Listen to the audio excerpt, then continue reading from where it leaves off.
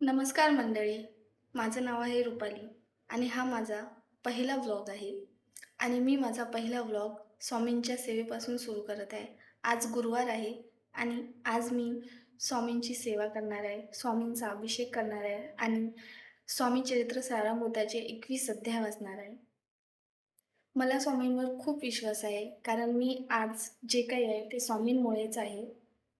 तर स्वामी खरंच संकटाच्या वेळी आपण जर स्वामींना मनापासून हाक मारली, तर स्वामी खरंच आपल्या मदतीला धावून येतात. स्वामींना असं खूप काही पाहिजे असं नाही आहे. आपण मनापासून त्यांचं नामस्मरण जरी केलं ना, तरी स्वामींना खूप काही झालं. स्वामी आपल्या संकटाच्या वेळी आपल्या एका हाकेवर स्वामी धावून येतात. आणि आज मी आज मी त्यांचं स्वामी चरित्र सारामृताचे 21 अध्याय वाचणार आहे आणि तुम्हाला पण दाखवणार आहे. तर तुम्हाला व्हिडिओ आवडला तर चॅनलला सबस्क्राईब करा आणि लाईक, कमेंट नक्की करा. तर मंडळी, मी आज स्वामींचा अभिषेक करणार आहे, पूजा करणार आहे, ते तुम्हाला दाखवणार आणि पारायण मी वाचणार आहे, पण माझ्याजवळ पुस्तक नाही आहे, त्यामुळे मी मोबाईलमधूनच वाचणार आहे आणि माझ्याजवळ एकच मोबाईल आहे, म्हणून जे जे मी अध्याय वाचणार आहे, ते मी शूट करू शकत नाही. म्हणून तुम्ही जे मी पूजा करणार आहे, ते तुम्ही पहा आणि स्वामींची सेवा याचा आनंद घ्या आणि स्वामींचा आशीर्वाद घ्या. तर चला सुरू करूया. तर चला मंडळी, आता आपण स्वामींचा अभिषेक करूया. आधी दूध,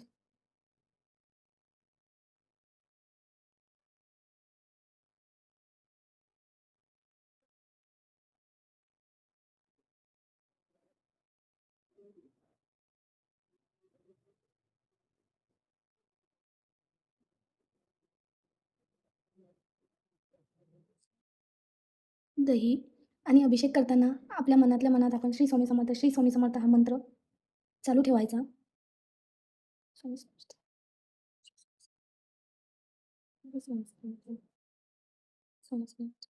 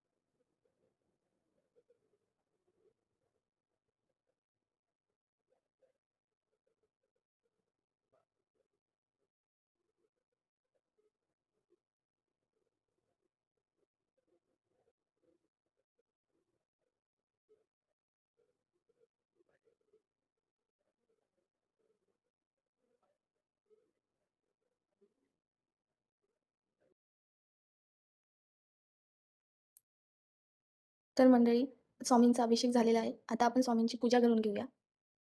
स्वामींना हार,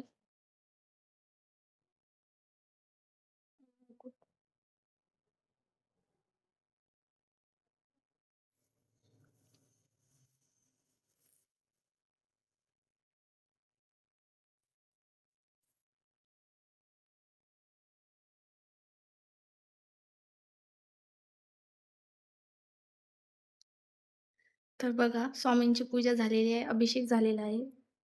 आता आपण स्वामी चरित्र सारामृताचे अध्याय वाचायला सुरुवात करूया.